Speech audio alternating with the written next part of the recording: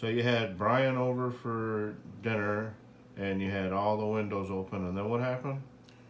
Your dad come over and was sitting across the street. So somebody obviously called him over at Monty's and told him that I had someone over to the house. I think they suspected it was Brian, or so your dad said something. And Brian pulled right in the driveway, had his pickup truck. There was no hiding nothing. And your dad come over and was sitting across the road and watching the house and saw everything, saw him come, saw him leave, and followed him all the way back to where he lived. So, there was no hiding it. And then your dad called me and told, even before that, he told me he was seeing someone. Redhead is what he said, but that ain't who it was. It was nothing like that. I think he was just trying to make me jealous. But anyway, I told him there ain't nothing going on. He was here for dinner. That's it. But nonetheless, what you went and And got when was that? June, early June or Okay. mid June of Alright. '84. So anyway, then after the dinner thing, we went to Belvedere Park one day and hung out. And he went out and bought badminton set and all kinds of stuff like that, so we could go to the Belvedere Park and hang out and have a picnic. It was Alpine Park. No, we did out in Belvedere, honey. It was Alpine Park.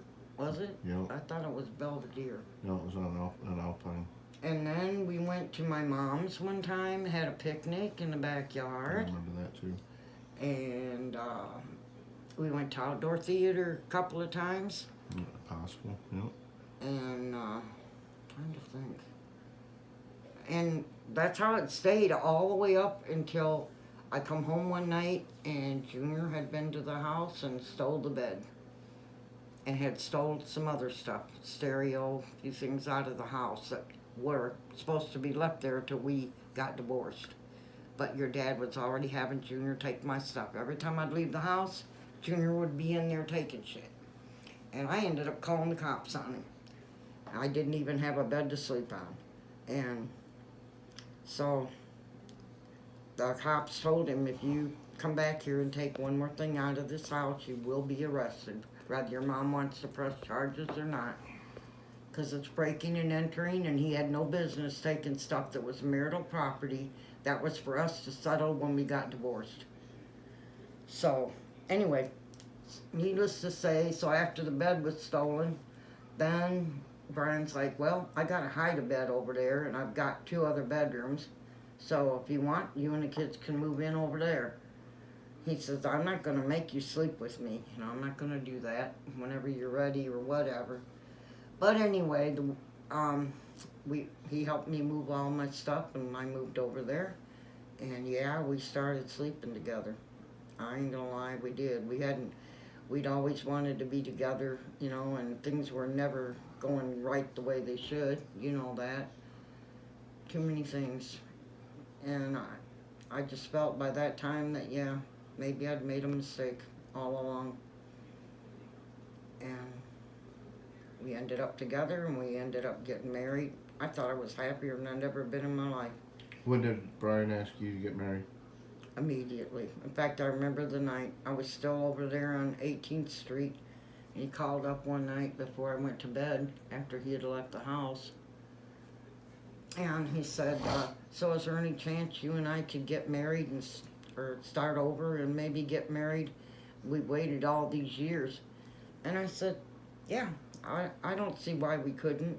We've cared about each other all these years and nothing, and I've talked to Gil many times, which I had, because things were not working out for us. And I went to Gil and bared my soul and told him, I still have feelings for him. I've never wanted to hurt you. And I had not slept with him. I had talked to him on the phone multiple times, but I had not had an affair with him. And your dad thought what he wanted to think. Well then, anyway, nonetheless, getting off onto a bad subject we shouldn't even talk about, but me and Brian both knew the truth. And Junior had confronted him once, and Brian told him word for word, there was no affair. And then that one time, something happened. And I don't know who told your dad. I was upfront about it. And Your dad threatened to commit suicide and everything every time I asked him to let me go. He wouldn't let me go.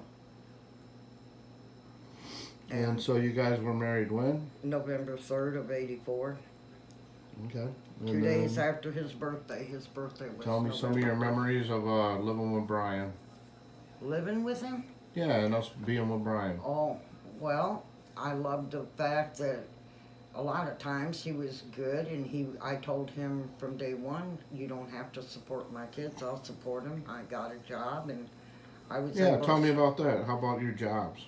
I took one where I was going way out in the country on Burden Road, I think it was, and trying to, I was going to school to get in this, where this property was, and you sold memberships for people to go on vacation, and you'd get a certain amount of money, and be able to go out and stay at a resort and stuff, plus getting paid for doing it. And anyway, so I did that for a while, but I wasn't really making that much money, and it just seemed like a lot of crap to go through driving all the way out there and stuff, and so I didn't do that. And then I decided to go to Eclipse, and Ted, Brian's friend, he had applied at Eclipse, and he got hired making over $8 an hour to start, back then, which was very good money. So I thought, well, I'm gonna try it, and I went over and applied, and I got hired. And I started working at Eclipse. Worked there for 9-10 years. And I loved it. I really did. I was good at what I did. And it's really the first time in years that I really got to go out and work, make my own money, and do what I wanted. And I loved it. I finally had my own life, And I loved the idea of when Brian bought me my car. He didn't really buy it. He paid the down payment on it and stuff, and went and picked it out and brought it to me at work as a surprise.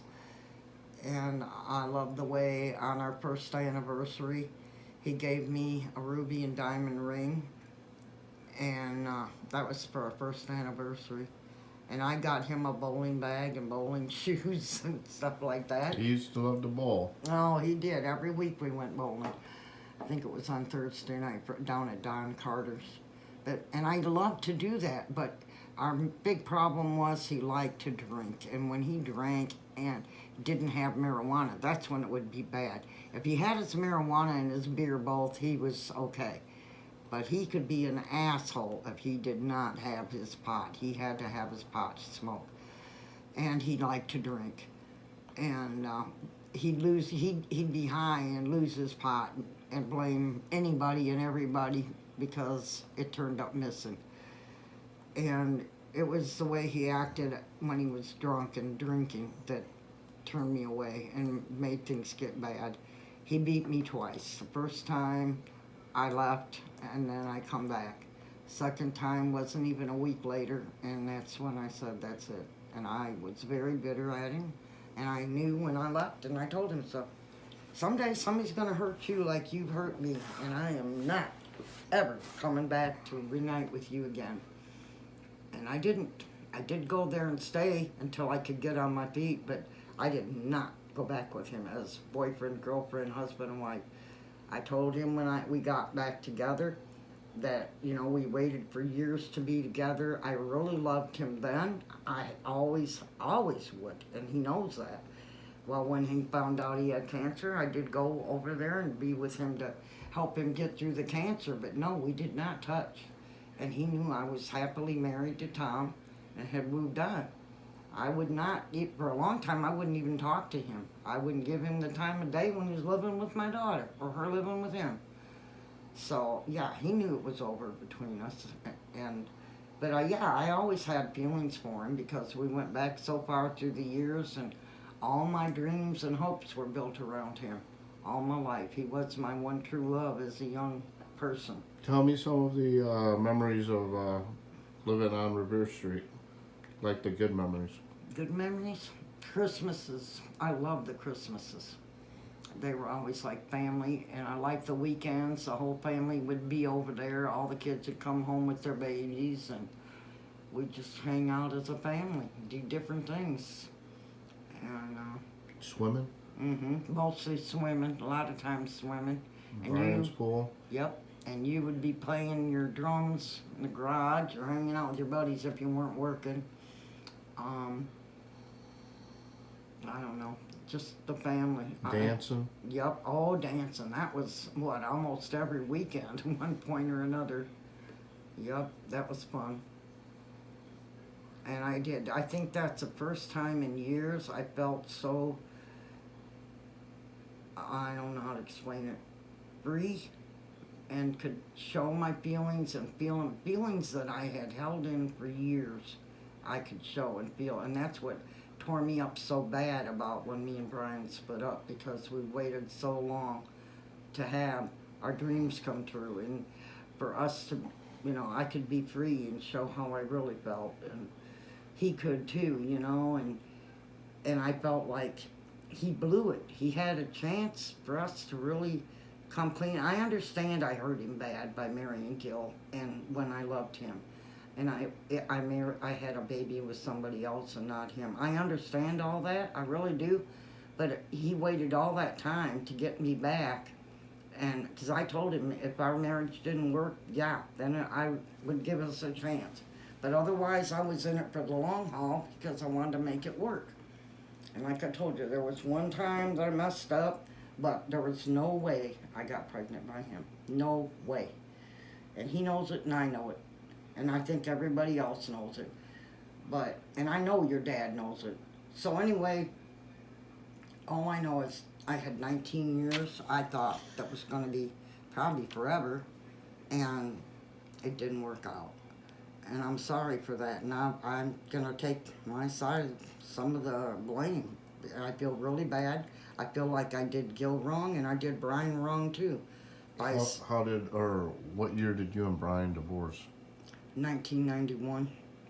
We were married nearly 7 years, and he was very shocked that I And when went you ahead were with it. divorced, you never got back with him again after that? Nope, not once. That was it. Mm-hmm. And when was it in 91? September 91. When did you leave? It was before that. It was maybe summer. No, we were separated 4 months before I actually went and seen a lawyer. And you moved to the back? Well, first I went over and talked to Sam, and he You helped lived me. with Sam for a little bit? Yeah, and then I went over and got in Marina Apartments. Okay. And then I met Asshole, and that was the worst nightmare I ever did. How about the story of Sam? What about And what happened to him as far as his wife trying to kill him? Yep. Oh, And what year was that? same year. That was 91? No, it had to be earlier. 87, I'll go there. 87, 88, somewhere in that time. Okay. And what happened? Yep, Gene and him got married. He'd met her because he would date hookers or, go to date sites, and they'd pick out somebody to go be with him because he was a paraplegic and didn't have a girlfriend and was lonely. And so anyway, he started having Gene come to the house to see him, and she told him this sob story about how she had 5 kids and they'd all been taken away from her by the state, and that she had been with somebody that was the father of the kids that had abused her and things like that, and he felt bad for her, and she kept saying how bad she wanted her kids back. Well, Sam wanted a wife and kids because he was a lonely man. And he told her, well, if you'll marry me, and he says, I'll fight and pay for it, and we'll go to town and try to get all your kids back, and you'll be my family. You'll be my wife, and they'll be my kids. I'll adopt them, I'll do whatever it takes. And you won't want for nothing, and he wasn't lying. No time, he bought her new furniture, she lived in the house, they had a wedding. Did you like her? At first, I never really believed her totally because it just didn't make sense to me, And then I was over there the day they got married in their house, and the sister, Gene's sister, says some remark to me like, there's a nigger in the woodpile, like that.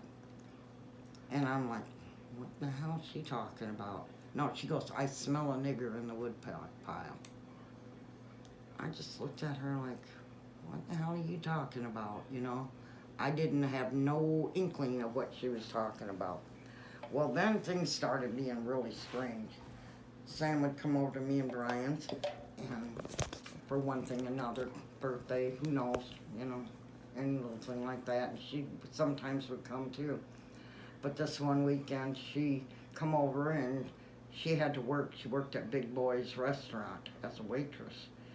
And she also, I don't know, supposedly had some other job on the side. Well, she did have a job on the side, all right. But anyway, all of a sudden things started happening at Sam's house that he was noticing.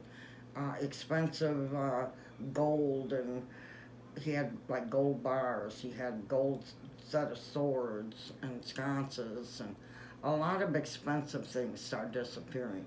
And then checks started disappearing out of his checkbook. And then one day my mom and Russ were down there, and Gene, you know, of course, had to give him his meds and take care of him. And one day he got overdosed with his Valium, which is very potent and knocks you out. And Mom found out when she came down there was a whole tray just covered with Valium, white powder, you know.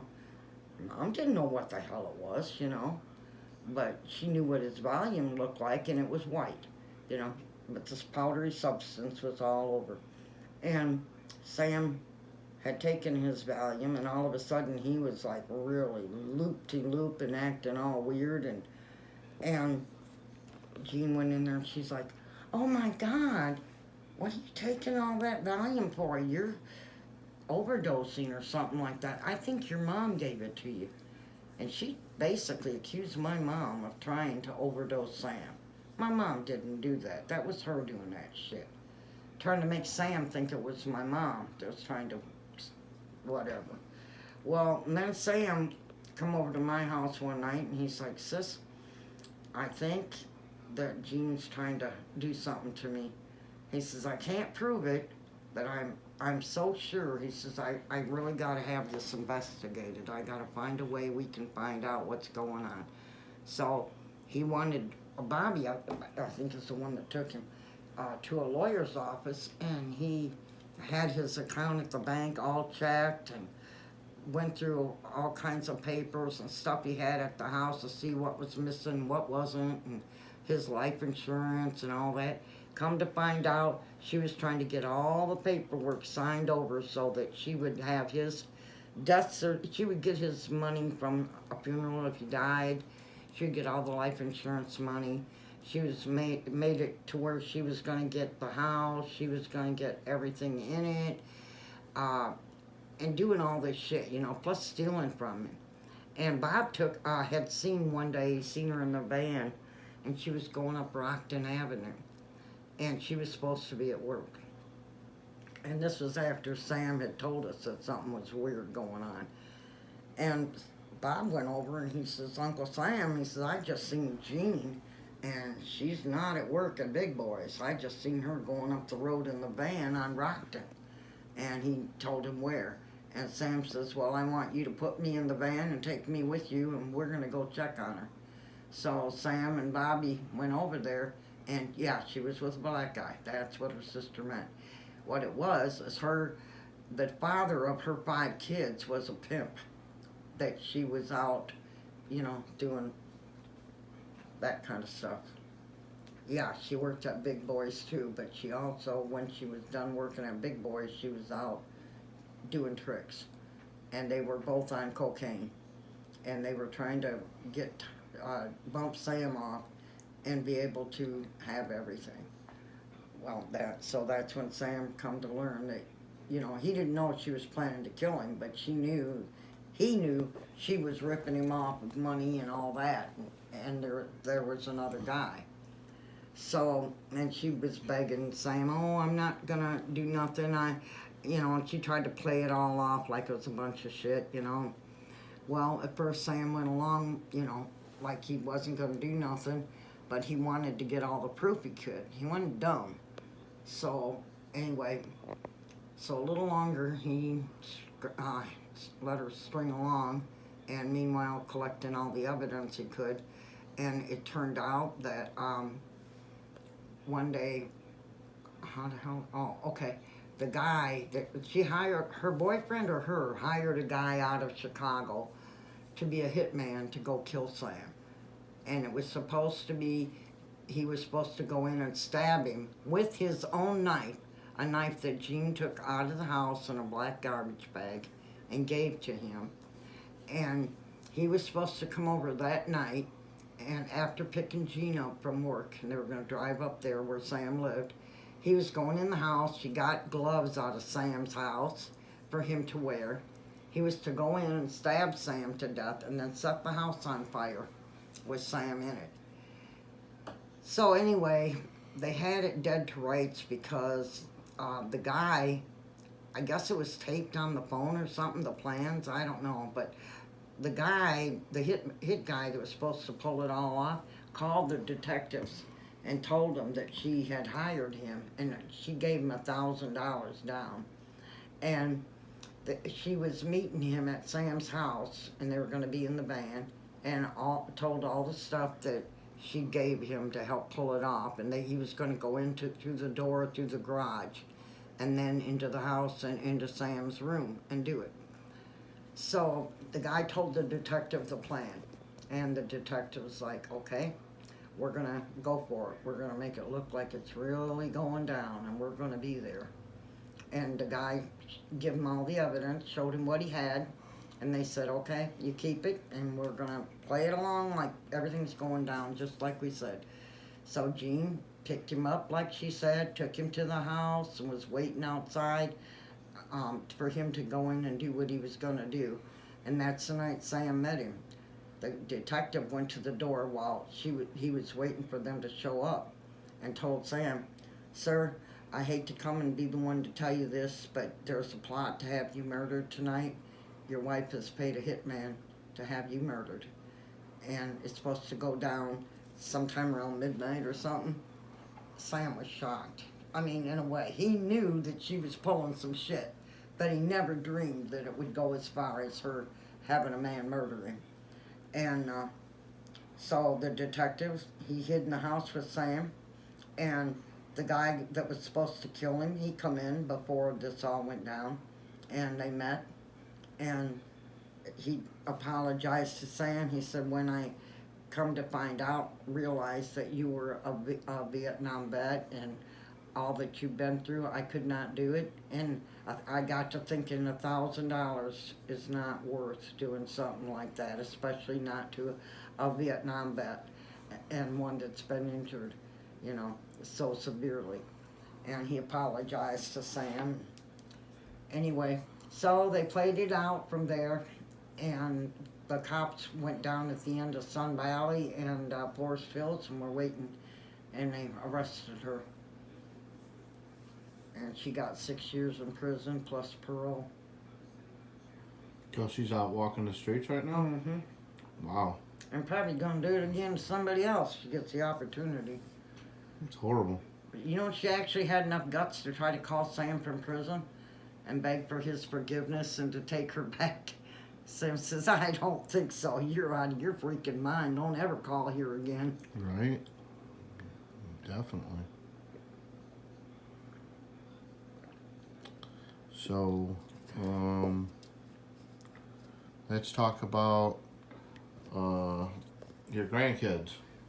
Which ones? All of Let's them? start from the beginning, yeah. Probably the greatest joy of my whole life was being a grandma. Well, next to being a mother. I loved babies as far back as I can remember. All the years at the girls' home. One thing you would... Hang on 1 second. You know what? Hmm. I'm going to pause this.